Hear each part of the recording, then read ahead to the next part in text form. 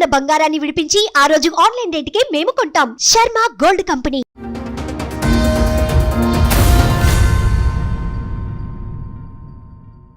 నాకంటే మా నాన్నకంటే పెద్ద ఆయన. అమ్మో, ఇప్పటికీ 13 మ్యారేజ్ అయింది. ఇప్పటికి 13 పెళ్ళిళ్ళు అయినాయి.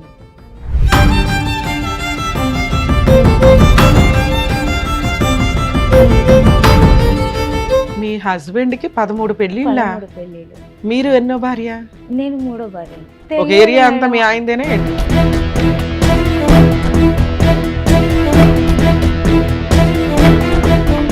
మూడో భార్య కింద ఎందుకు వెళ్లాల్సి వచ్చింది? ఒక భార్య చనిపోయింది. సెకండ్ భార్య ఉంది. మీ నాన్న వయసు ఉన్న వ్యక్తిని 12 ఏళ్ల పిల్లనిచ్చి చేయాల్సిన అవసరం ఏంటి?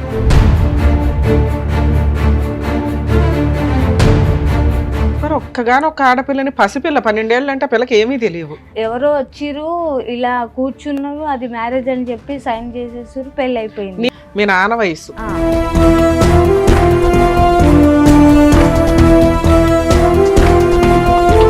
చేసుకోవాలి, నా కష్టం తెచ్చుకోవాలి. ₹1 పెట్టేవాడు కాదు, పెట్టాడు. నువ్వేం చేసినా పర్లేదు, నాకు అవసరం లేదు, నువ్వేమన్నా చేసుకో, ఎవరితనగా నువ్వు.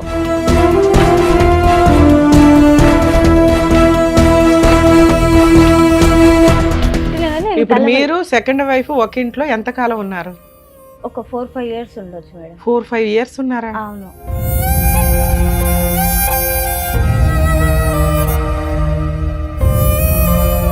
సెకండ్ డెలివరీ ఎందుకు తెచ్చుకున్నావు? ఈ లాజిక్ నాకు అర్థం కావట్లేదు. పని చేసుకుంటున్నా. పని చేసుకుంటే పర్వాలేదా? సెకండ్ డెలివరీ, థర్డ్ డెలివరీ అట్లా కానొచ్చా?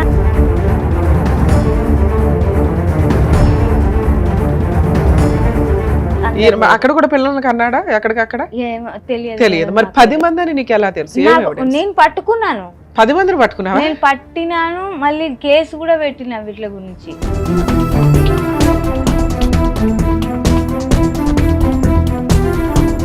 ఎవరు లేరు, ఎక్కడ వెనక లేరు, ముంగట లేరు, ఎవరు లేరు, సపోర్ట్ లేదు.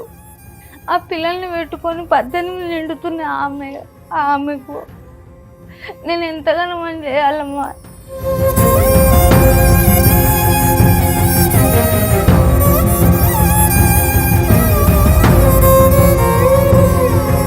సార్ ఎన్ని పెళ్లిళ్ళు చేసుకున్నారు సార్ మీరు? ఇంతకే మీ వయసుకి 12 ఏళ్ల పిల్లలు పెళ్లి చేసుకుంటారా? కొడుకు ఉండాలి కదా సార్, పెళ్లిళ్ళు చేసుకున్నా చెప్తేనే ఇంటనే అయిపోయానా?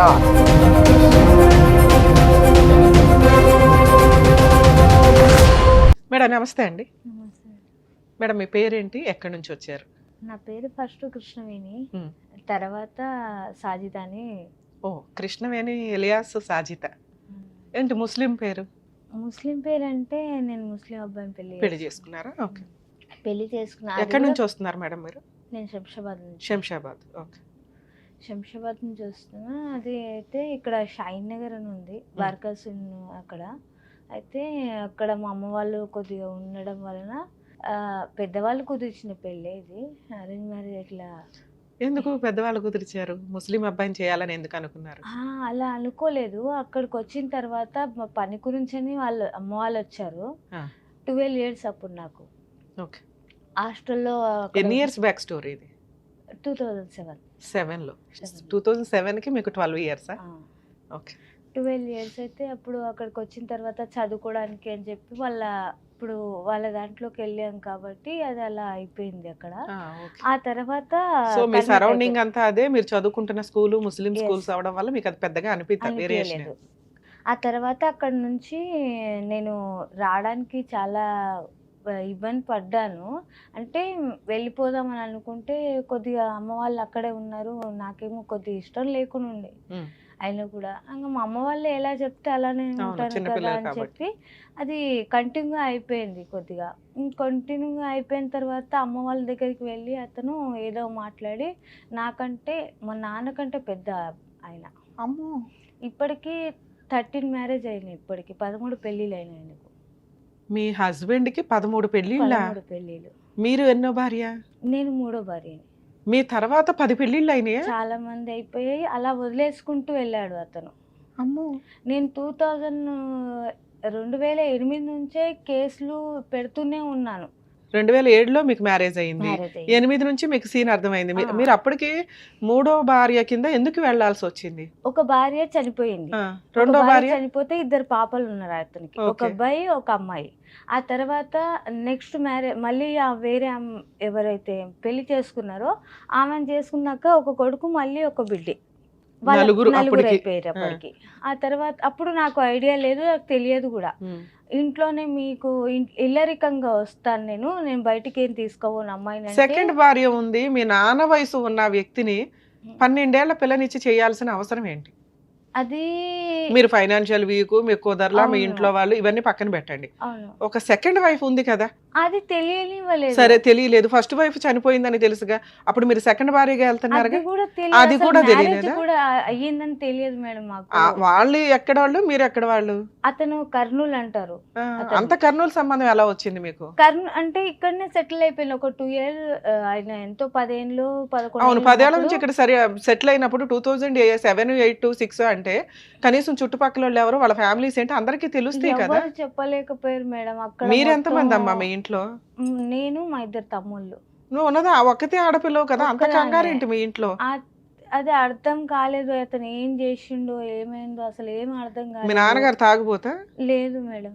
మరి ఒక్కగానొక్క ఆడపిల్లని, పసిపిల్ల 12 ఏళ్ళు అంటే పిల్లకి ఏమీ తెలియవు. అర్థం కాకుండా అదొక మ్యారేజ్ అంటే ఎవరో వచ్చిర్రు ఇలా కూర్చున్నారు, అది మ్యారేజ్ అని చెప్పి సైన్ చేసేసారు, పెళ్ళి అయిపోయింది. నీకంటే తెలియదమ్మా, మీ అమ్మా నాన్నకైతే బుద్ధి ఉండాలి కదా. బతికే ఉన్నారా ఇప్పటికి? అమ్మ చనిపోయింది, నాన్న? నాన్న ఉన్నాడు. మీ బ్రదర్స్? మా 2 తమ్ముళ్ళు చిన్నవాళ్ళు. వాళ్ళు ఇప్పుడు పెద్దోళ్ళు అయి ఉంటారు కదా, వాళ్ళకి పెళ్ళిళ్ళు అయినాయా? అయిపోయింది. ఓకే. అయితే ఇంకా తర్వాత అది 2007 మార్చి 18కి మ్యారేజ్ అయ్యింది. డిసెంబర్ అదే 2007 డిసెంబర్కు పెద్ద అమ్మాయి పుట్టింది. 1 yearకే పెద్ద పాప. అంటే మీకు ఎంతమంది పిల్లలు? చెప్పొచ్చలేదు, మెన్సెస్ అయిపోయినాం కదా మేడం. అది అయిపోయిన ఒక 2 daysకే నేను అలా అన్నందుకు అది అలా అయిపోయింది. ఇంకా ప్రెగ్నెంట్ తొందరగా వచ్చింది, నాకు కొద్దిగా అవ్వలేదు పిల్లల్ని. 13వ ఏట పిల్లని కన్నావు. నార్మల్ కూడా, అది కూడా సిజరింగ్ అయితే ఏం లేదు. తర్వాత అది అయిపోయిన తర్వాత నేను వెళ్ళాను. ఈయనకి ఆల్రెడీ ఫస్ట్ ఒక భార్య చనిపోయి 2 పిల్లలు, సెకండ్ ఒక భార్య 2 పిల్లలు, ఇవన్నీ నీకు ఎప్పుడు తెలిసినాయి? పాప పుట్టాక.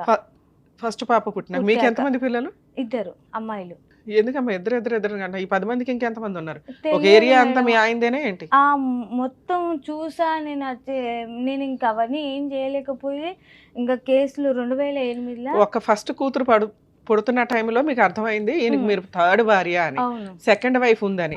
ఆవిడెప్పుడు వచ్చి మీ మీద గొడవ పడ్డం కానీ ఏమీ చేయలేదు? ఆమెతో కలిసే ఉంచిండు మిమ్మల్ని తీసుకెళ్ళి. ఆమె కూడా ఎలా ఒప్పుకుందా నాకు తెలియదు అసలు. నువ్వు ఒప్పుకున్నావు? ఆవిడ అంతే, ఆవిడకి ఏమైనా సహాయతో? కాదు మేడం, అలా ఉన్నప్పుడు అంటే నాకంటే కోపం వచ్చింది, నేను కేసులు పెట్టాను. మళ్ళీ ఆమెకి ఏమైంది అసలు? నేను ఉన్నాను కూడా హెచ్చరించవచ్చు కదా. బానే ఆవిడ మీద పడుతున్నావు, నీ హక్కుల గురించి నువ్వు మాట్లాడడం. ఇప్పుడు మీరు ఎట్లా ఒక రీజన్ చెప్తున్నారో ఆవిడ రీజన్స్ ఆవిడకు ఉండి ఉండొచ్చు, కర్మ మనం ఏం చేయలేం.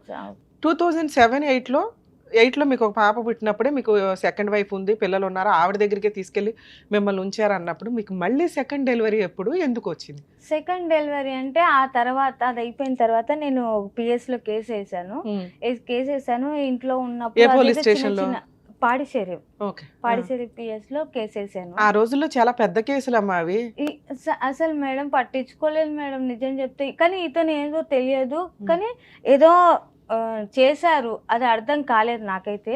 కేసు అక్కడిదక్కడ అది అక్కడనే కాంప్రమైజ్ అయిపోయింది. పాప ఉంది ఎందుకులే కలిసి ఉందాం అనే అదే అయిపోతే 11 నెలలు ఉంది పాప. 11 నెలల పాపను అమ్మ దగ్గర వదిలేసి బషీర్బాగ్లో పనికి పెట్టిండు నన్ను. అక్కడికి వచ్చిన తర్వాత నేను అక్కడ ఉన్న ఆయన వస్తూ పోతూ చిన్న తమ్ముని తీసుకొని పని చేసుకున్నా. ఆ తర్వాత తను తీసుకొని వచ్చిన తర్వాత అక్కడ నుంచి మా ఆయన ఇలా రావడం చేయడము అది కొద్దిగా మాకు కూడా అంత అనిపించలేదు నాకు కూడా. ఆ తర్వాత 2010లో మా చిన్న పాప పుట్టింది. అప్పుడు పుట్టేసిన తర్వాత ఇంకా అవన్నీ అయిపోయిన తర్వాత నేను ఏం చెప్పలేను. ఇంకా నాకు ఆయన కొద్దిగా ఇలా చేస్తుండే ఇంకెక్కువనే అవుతున్నాయి, పెళ్ళిళ్ళు ఇవన్నీ అవుతున్నాయి, వద్దు ఇంకా ఈయనతో కలిసి ఉండడం కష్టమవుతుంది నాకు అని చెప్పి నేను అనుకున్నా. కానీ దూరమే పెట్టినా కానీ ఇప్పుడు మీరు సెకండ్ వైఫ్ ఒక ఇంట్లో ఎంత కాలం ఉన్నారు? ఒక 4-5 years ఉండొచ్చు మేడం. 4-5 years ఉన్నారా? అవును. వంట ఎవరు చేసేవాళ్ళు మీ ఇద్దరిలో? ఇద్దరం చేసేవాళ్ళము కలిసి బాగా అంతా అన్యోన్యం. ఉండడం.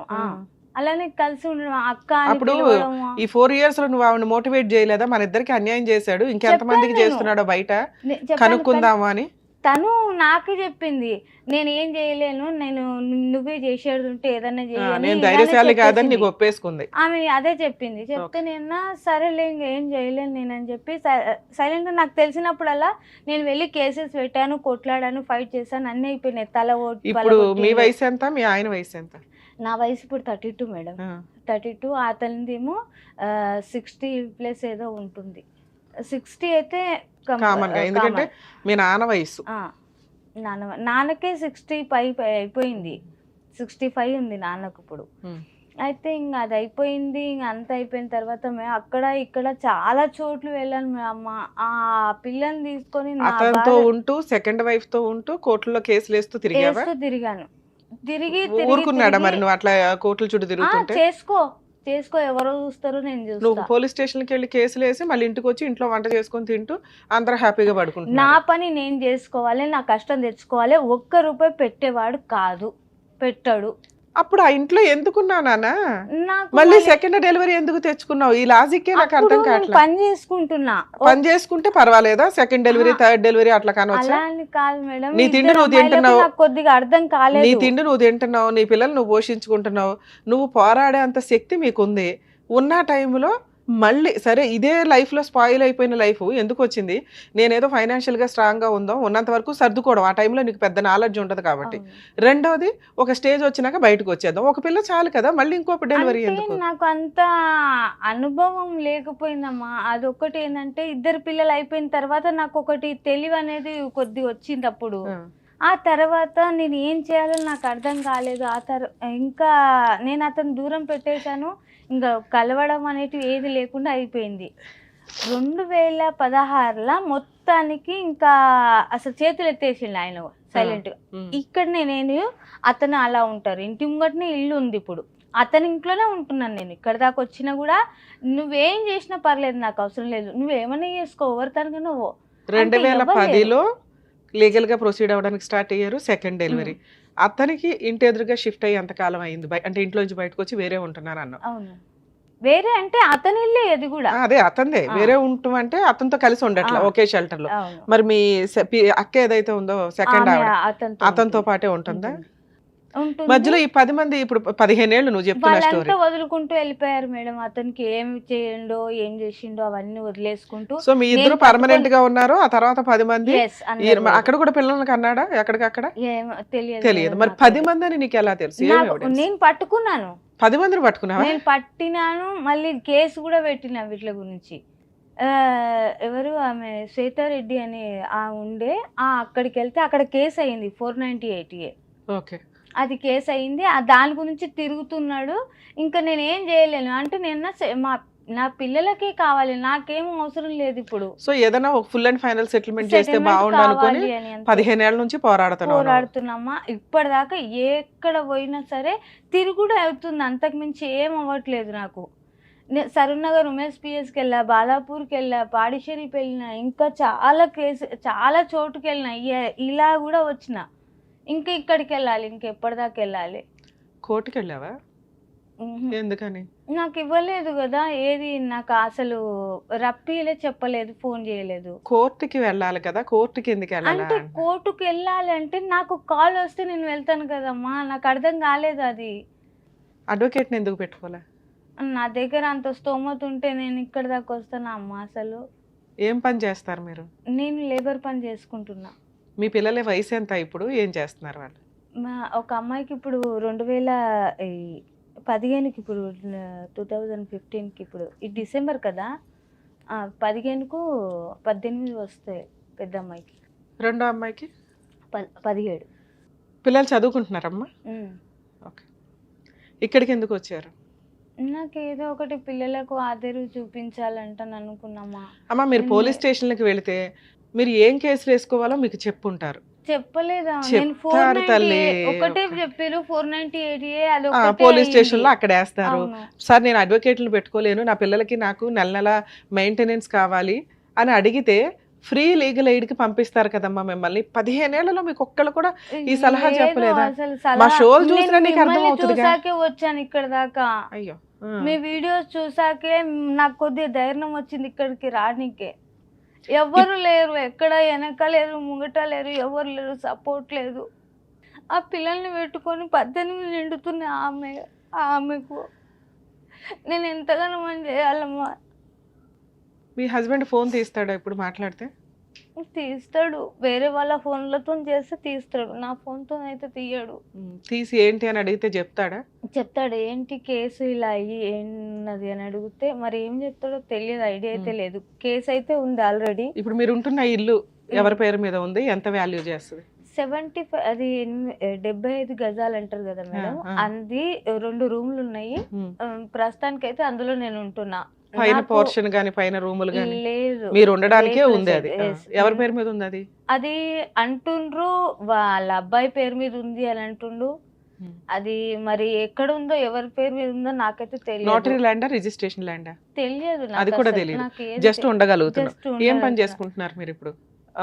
డైలీ ఏదో పని చేస్తున్నారు. ఎంత వస్తుంది మీకు ఇన్కమ్? నాకు అంటే ఇంట్లో సరుకులు అవి తెచ్చుకునే అంత వస్తుందా? వస్తుంది, 700-800 వస్తాయి మేడం. అంటే ఇప్పటి వరకు అతని దగ్గర హార్ట్ కొద్దిగా నొప్పి చాలా వస్తుంటది. ఆ సిమెంట్ బస్తాలు మోస్తాం కదా, దాని వల్ల ఎక్కువ నొప్పి వస్తుంది. నా వల్ల అవ్వట్లేదు పని చేయాలంటే. నానెంబడి అక్కడికి ఏమంటారు జామ తోటలో మందు కొట్టాలి కదా, అది పెట్టాలంటే ఇది బ్యాగ్ వేసుకొని ఇలా పంపు కొట్టాలి.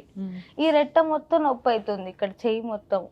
ఏదో ఒకటి చేస్తే నా పిల్లలు నేను ఎక్కడనో ఒక దిక్కు బతికేస్తామని నేను అంటున్నా. ఆయనకైతే పిల్లలకు ఒక్కసారి ఇప్పటిదాకా 10 మందికి సెటిల్ చేశాడు కదా, ఆ సెటిల్మెంట్ ఏదో నువ్వు కూడా చేసుకోవచ్చు. అంటున్నామా, నీ కాళ్ళు కూడా మొక్కుతాయి. ఆ పిల్లలకు ఒకటి ఏమన్నా ఏ ఆదేరువు. అంతకు మించి నేనేం కోరతలేను. ఉన్న కేసులన్నీ తీసేస్తాను. 1 లక్ష రూపాయలు పెట్టి ఆడ అడ్వకేట్ పెట్టి వకీల్ని పెట్టిరు, అక్కడ పెట్టి ఆ 1 లక్ష రూపాయలు ఆడనే ఉన్నాయి. ఇప్పుడు కూడా ఉన్నాయి అవి. నువ్వు నేను పోయి ఆ 1 లక్ష రూపాయలు తెస్తే పిల్లల పేరు మీద వేస్తే ఏమన్నా అవుతాయి కదా అని నేను చెప్తే నేను రాను. నేను ఎవరి దగ్గర అంటే సెటిల్మెంట్ చేసుకున్నారా 1 లక్ష రూపాయలకి? అంటే కేసు తీసేసుకున్నాము, తీసుకుంటే 1 లక్ష ఇస్తా అని చెప్పిండు నాకు. అదే 1 లక్ష నేను కేసు తీసేస్తా పోని, ఆ 1 లక్ష రూపాయలు పిల్లల పేరు మీద వేస్తే ఏమన్నా అవసరానికి వస్తాయి కదా అని చెప్పింది. నేను నేను నీ ఎంబడి రాను. నేను నా ఎంబడి రాకపోతే నువ్వు వేరేగా రా, నేను వేరేగా పోతా. కోర్టులో కేసు పేపర్లు తీసుకొచ్చారా? ఫోటోలు కూడా అసలు దిగలేదు, కానీ ఏదో ఒక ఫోటో ఉండాలి కదా అని చెప్పి ఈ ఫోటో అయినది. ఇది అందరినీ ఇలా ముస్లింల అంటే హిందువులను మనని ముస్లింలుగా మారుస్తాడు అతను. ఈయన అందరినీ మార్చేస్తాడు. అది ఏం చదువుతాడో మరి ఏం ఊపుతాడో అంటే మాట్లాడవచ్చు. ఇవి అంటే ఆయన మార్చి అందరికి చూపిస్తాడు ఇలా. ఓకే, హిందూ మహిళల్ని ఇట్లా ముస్లిమ్స్ కింద మార్చాను అనేది ఒక ట్రస్ట్ అన్నమాట. అసలు మెయిన్ గా రీజన్ ఏంటంటే అసలు చెప్పాలా చెప్పొద్దు కానీ లేడీస్ అయితే మా హస్బెండ్ ఎవరు లేకపోతే వాళ్ళని మాత్రం తెచ్చుకుంటాడు, ఈయన పెళ్లి చేసుకుంటాడు, లేకపోతే వేరేలకు డబ్బులకు పెళ్లి చేసిస్తాడు. దారుణం. హిందువుల్ని ముస్లిం గా మార్చే ఒక ట్రస్ట్. అదేంటమ్మా ఎంఓయూనా సెటిల్మెంట్ అయిన డీడా?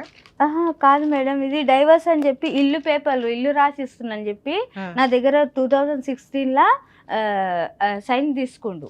కానీ అది ఏమంటారు నేను విడిచిపెడుతున్నానని చెప్పి రాపించుకున్నంట. అయినా కూడా పర్లేదు నేను ఎట్లయినా విడిచిపెడుతున్నా అని చెప్పి నేను. ఇది ఇచ్చాడు. ఇల్లు ఇవ్వలేదు, ఏమి ఇవ్వలేదు. మరి ఇల్లు ఇవ్వకుండా నువ్వు సంతకాలు ఎట్లా పెడతావమ్మా? ఇల్లు ఇచ్చిన రోజు పెట్టాలి కదా. అది పెట్టించుకున్న తర్వాత నాకు తెలిసింది ఆ సంగతి. అయినా కూడా దాని గురించి వాల్యూ లేదు మేడం అసలు. సిగ్నేచర్ అయితే పెట్టావు కదా, ఇదేం వ్యాలిడ్ కాదు కానీ లీగల్ గా సిగ్నేచర్లు పెట్టినట్టు లెక్క కదా. ఎందుకు పెట్టాలి ఇట్లాంటివి అయినా అని ఆ పేపర్ల మీద బతుకుతాడు ఆయన. అదే ఇప్పుడు ఇది ఉంది అమ్మాయి. సో ఈ అమ్మాయి థర్డ్ వైఫ్ అండి, కాబట్టి ఆవిడ మ్యూచువల్ గా ఒప్పేసుకుంది, అందుకని నేను వేరే పెళ్లి చేసుకున్నాను అంటాడు. ఇప్పుడు నేను మాట్లాడినా కూడా వేరే పెళ్లి చేసుకున్నాను, నేను 10 పెళ్లిళ్ళు చేసుకున్నాడు, 1-2 కాదు నేను మేడం. నేను చేసుకున్నా అంటున్నారా అంటున్నా. మీరు కాదమ్మా, మీ హస్బెండ్ చేసుకున్నాడు. నువ్వు యాడ్ చేసుకున్నావు, 2 పిల్లలు పెట్టుకుని. అదే తెలివిగా అయితే రాయించుకున్నాడు నీ అవసరాన్ని వాడుకొని. ఓకే, 2020లో కేసు పెట్టావు. 2020లో కాదు మేడం, ఇది నేను అప్పుడు చాలా రోజులు ముగ్గురు మీద అయిపోతుంది. పెట్టావు కదమ్మా, వీళ్ళు ఎవరు? వాళ్ళు జైనా బేగం, కొట్టిర్రు. మహమ్మద్ ఎవరిళ్ళు? వాళ్ళ పిల్లలే. వీళ్ళిద్దరు వాళ్ళ పై పిల్లలా? నుంచి చెట్టుపై నుంచి రాయితో తలపైన కొడితే పగిలిపోయింది తల. ఈ కేసు సెటిల్మెంట్ చేసుకోమని అడిగాడా? సెటిల్మెంట్ 498 ఎందుకు వేయలేదు? ఇది 498 వేసాను మేడం. అది ఇది 498 కదమ్మా. నిన్ను ఎవరో బలవంగా కొడితే, గ్రూప్ ఆఫ్ పీపుల్స్ ముగ్గురు కలిపి కొడితే ఈ సెక్షన్స్ కొట్టినందుకు కేసు. ఇది కొంచెం పెద్ద కేసే. ఇప్పుడు మీరు ఏమైనా వేసి ఉంటే ఇప్పటిదాకా పోలీస్ స్టేషన్ కేసులే వేశారు. ఒకటి 498 వేశారు, ఇంకొకటి ఇక్కడ కొట్టినందుకు వాళ్ళు వచ్చి నీ మీద ఎందుకు కొట్టారు? అంత సీన్ ఎందుకు వచ్చింది? వాళ్ళకి ఆల్రెడీ అలవాటే కదా, ఎంతమంది పిన్నులు అన్నా ఉంటారు. మూతలు ఇట్లా కూర్చున్న పనికెళ్ళి వచ్చిన ఇలా కూర్చుంటే ఏదో వాయిస్ వస్తుంటే బయట ఎవరిదో అని చెప్పి కూర్చున్నా. ఆ పై నుంచి చూస్తూ ఉంటారు, రోజు అదే ఉంటది వాళ్ళకు. రోజు చూస్తూ ఉన్నారు. వాళ్ళు ఏం చేసారంటే అక్కడ నుంచి రాయి సరిగ్గా ఇంట్లోకి వచ్చింది. అది అలా కొట్టగానే ఇక్కడ తగిలితే అప్పుడు సిఐ భాస్కర్ సార్ ఉండే కాల్ చేస్తే నన్ను రాత్రి 12 గంటలకు ఉస్మానియాకు పంపించారు. అక్కడ నుంచి స్లిప్ తీసుకురమ్మని చెప్పారు. అలా అక్కడ తీసుకొచ్చిన తర్వాత మార్నింగ్ ఇక్కడ ఇది ఎఫ్ఐఆర్ అయ్యింది ఆ కాపీ. ఓకే, సరే మీకేం కావాలి? ఇక్కడ దాకా రావడానికి రీజన్ ఏంటి? రీజన్ ఏం లేదు మేడం, పిల్లల కోసమే నేను వచ్చిన. అసలు ఏం లేదు, నాకు పిల్లలకు ఏదైనా ఒక ఆధారం చూపిస్తే ఆ పిల్లల్ని చదివించుకొని నేను బతికించుకుంటా. అమ్మ, మీరు ఇక్కడ దాకా వచ్చారు కాబట్టి ఒక ట్రైల్ నేను ఫోన్ చేసి మాట్లాడతాను. ఒకవేళ ఫోన్లో మేడం మేము సెటిల్మెంట్ చేసుకుంటామండి, ఆల్రెడీ ఒక అడ్వకేట్ ఎవరో ఉన్నారు అంటున్నారు, మీరు సెటిల్మెంట్ అయిన లేదు అతను వదిలేశారు. వాళ్ళు వదిలేశాడు. అక్కడ ₹1,00,000 ఉన్నాయి అన్నారు. అక్కడే ఉన్నాయి, అవి ఆయన దగ్గర ఉన్నాయి. ఆయన దగ్గర వాళ్ళ దగ్గర ఉన్నాయి. అట్లా ఎట్లా ఉంచుకుంటాడమ్మా? అడ్వకేట్ ఉంచుకోరు కదా. ఉన్నాయి, అక్కడే ఉన్నాయి. సో ఇప్పుడు ఆ సెటిల్మెంట్ కూడా మీకు పెద్ద యూజ్ లేదు. ఈయన వస్తే ఇస్తా అని చెప్పిండు. అంటే కలిసి వస్తే ఒక నిమిషం తల్లి, మీ ఇద్దరు వెళ్ళి కేసు క్లోజ్ చేసుకుంటే ఆ ₹1,00,000 ఆయన మీకు ఇచ్చేస్తాడు. ఓకే, మిగతా ఇంకేం వద్దా? ₹1,00,000 చాలా మీకు? నేను అలా ఆ ఒక్క కేసుకే ₹1,00,000. ఫుల్ అండ్ ఫైనల్ సెటిల్మెంట్ కి మీకు ఏమి ఇస్తారు అనేది ఇస్తారో ఇంకా అది మీకే తెలియాలి మేడం. సరే, ఒకసారి ట్రై చేసి మాట్లాడతాను తల్లి. కానీ మాట్లాడిన తర్వాత మాకు తెలుసు ఈ స్టేజ్ లో ఆయన వెంటనే ఒక ఫోన్ కి రియాక్ట్ అయిపోయి 15 ఏళ్ళు 25 ఏళ్ళ పంచాయతీ మీదంతా. సో అట్లాగేనండి ఎంత ఇచ్చేస్తా అంత ఇస్తా అనడు. మీరు ప్రాపర్ వేలో న్యాయ పోరాటం చెయ్యాలి. కోర్టులు ఉన్నవే మీలాంటి వాళ్ళని ఆదుకోవడానికి. మీరు ఆ మాత్రం ఫైటింగ్ చెయ్యకపోతే ఇగో ఇట్లాగే 50 మందిని చేసుకుంటా వెళ్తూ ఉంటాడు. మీలో కొంచెం ధైర్యం అయితే ఉంది. దానికి మీరు అడ్వకేట్లు పెట్టుకోలేరు కాబట్టి ఫ్రీగా ఎలా చేసుకోవాలి, నా వరకు నేను ఎంతవరకు నీకు హెల్ప్ చేయగలను అనేది చెప్తాను. హలో హలో, అబ్దుల్లా గారా మాట్లాడేది? చెప్పండి మేడం. నేను హైకోర్టు అడ్వకేట్ రమ్యాని మాట్లాడుతున్నానండి, సుమన్ టీవీ న్యాయవేదిక ప్రోగ్రామ్ నుంచి. మీ wife second wife, third wife, fifth wife నాకు తెలియదు కానీ సాజిదా బేగం గారు మా దగ్గరకు వచ్చారు. 2008 నుంచి నేను నరకం పడుతున్నానండి, 10 నుంచి కోర్టుల చుట్టూ పోలీస్ స్టేషన్ల చుట్టూ తిరుగుతున్నాను, నన్ను వచ్చి కొట్టారు, అదొక ఎఫ్ఐఆర్ అయ్యింది. ఆ కేసు క్లోజ్ చేసుకోవడానికి ఒక లాయర్ దగ్గర ₹1,00,000 సెటిల్మెంట్ మాట్లాడారు, అది అక్కడే ఉండిపోయింది. నా పిల్లలకి నాకు ఏదైనా న్యాయం చేయించి ఫుల్ అండ్ ఫైనల్ సెటిల్మెంట్ చేయించండి, లేదా కేసులు వేయడానికి లీగల్ సపోర్ట్ ఇవ్వండి అని అడిగారు. కాదమ్మా, ఒకసారి మీ హస్బెండ్తో మాట్లాడతాము, ఏమైనా సెటిల్మెంట్ చేసుకుంటారేమో, అవ్వకపోతే అప్పుడు లీగల్ సపోర్ట్ చేస్తామండి అని చెప్పాం. మరి మీరేమన్నా ఫుల్ అండ్ ఫైనల్ సెటిల్మెంట్ మీ పిల్లలకి ఏమన్నా చేయగలరా లేదా? మా పిల్లలకి చేయకుండా ఎట్లా ఉంటాం మేడం మేము? సార్, ఆవిడ ఆల్రెడీ మీ ఇంటి ఆపోజిట్లోనే 75 గజాలు ఇంట్లో ఉంటుందట.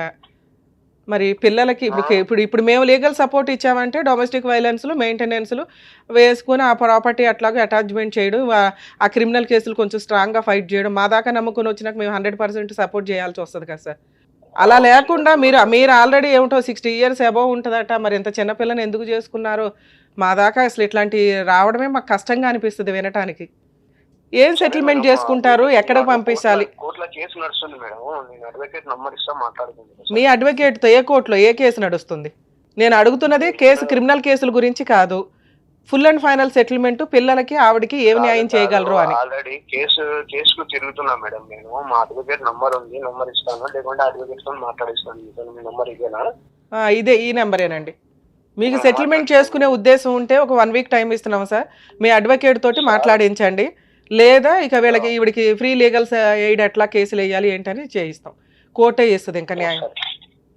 ఎందుకు అనవసరంగా కోర్టుల చుట్టూ తిరగడం ఎందుకు? మీ చరిత్ర తీస్తుంటే బోళ్ళు అంత బయటపడుతుంది. కానీ అవన్నీ మేము ఇక్కడ మాట్లాడకూడదు కాబట్టి మాట్లాడట్లేదు. కోర్టు దాకా వచ్చి మేము సపోర్ట్ చేస్తే చాలా స్ట్రాంగ్ గా ఉంటది. కాదమ్మా, ఆమె ఏసిందనే తిరుగుతున్నాం, లేకుంటే మేమెందుకు తిరుగుతాం అనవసరంగా? వేసింది కాబట్టి తిరుగుతున్నారా? ఆ 2 కేసులు వేరు సార్.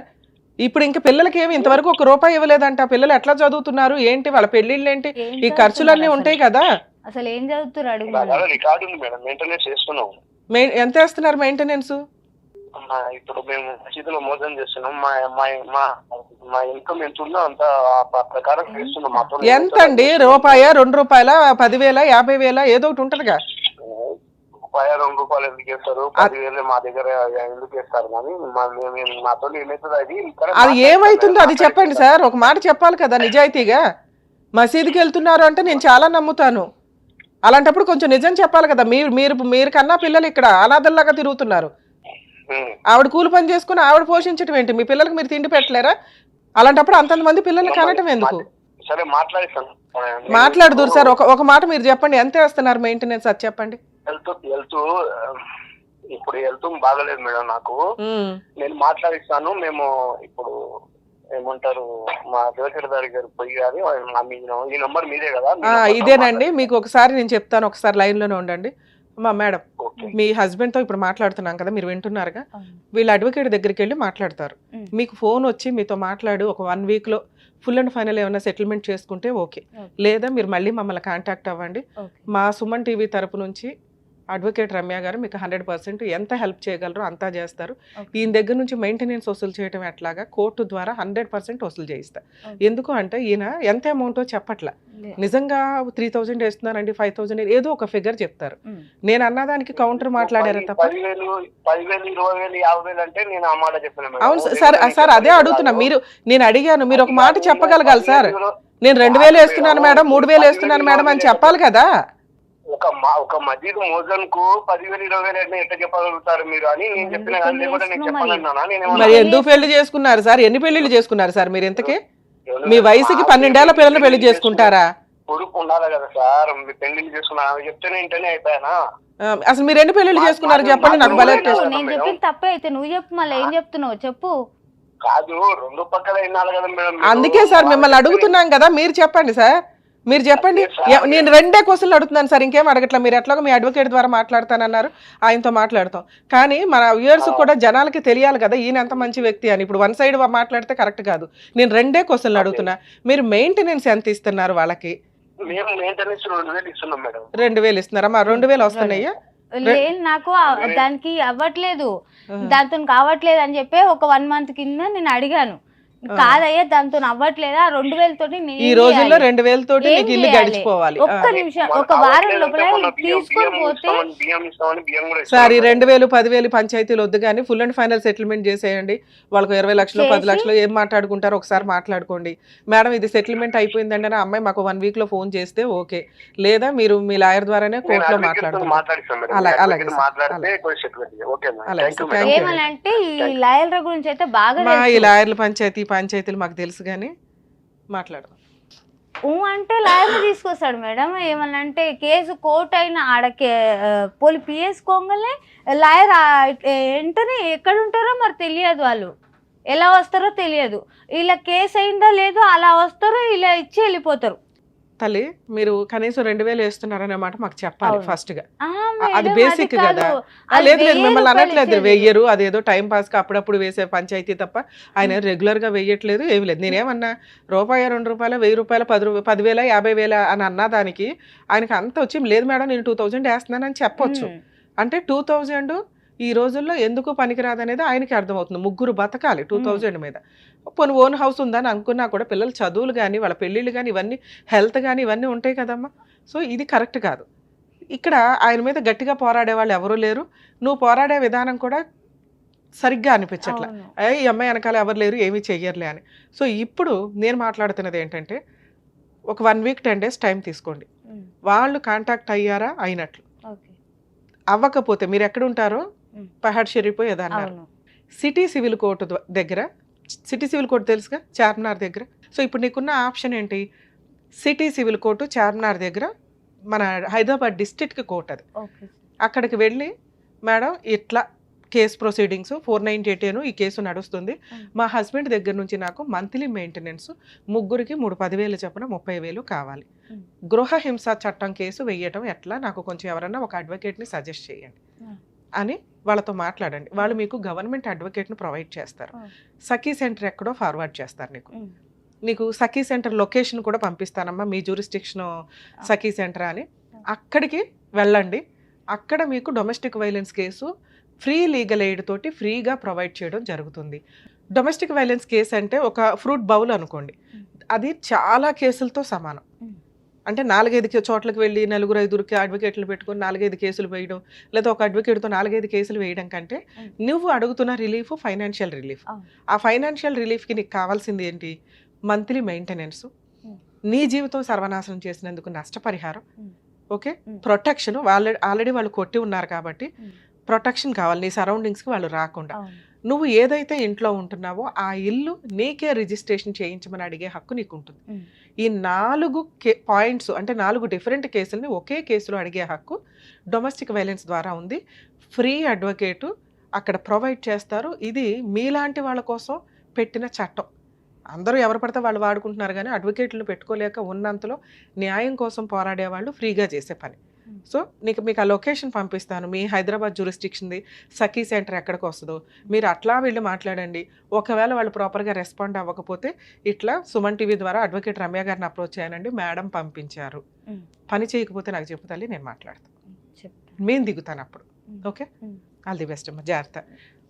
ఇక్కడ ఒక్కసారి ఆలోచించండి, 60 ఏళ్ళు అంటే ఇప్పుడు పెళ్ళి ఒక 25,000 25 years అనుకుంటే, ఒక 12 ఏళ్ల అమ్మాయిని 40 ఏళ్ళు 45 ఏళ్ల వయసున్న వ్యక్తి పెళ్లి చేసుకుంటూ ఉన్నప్పుడు అంత ఫైనాన్షియల్గా అంత హీనమైన పొజిషన్లో ఉన్న కనీసం ఆడపిల్లల్ని అలా వదిలేయండి. మేబీ ఇది 20 ఏళ్ల క్రితం స్టోరీ అయ్యి ఉండొచ్చేమో, కానీ ఇప్పుడు కూడా కొన్ని ఏరియాల్లో అలాగే నడుస్తుందండి. ఎందుకంటే మొన్న ఒక మైనర్ మ్యారేజ్ కేసు 2 years బ్యాకే, పిల్లకి 15 ఏళ్ళు 25 ఏళ్ల అబ్బాయిని ఇచ్చి పెళ్లి చేశారు. సాఫ్ట్వేర్ అండి, ఇదండి, మాకు పలానా క్యాస్ట్లో ఆడపిల్లలు దొరకట్లేదు. మా నాన్న, ఆ అమ్మాయి వాళ్ళ నాన్న పచ్చి తాగుబోతు.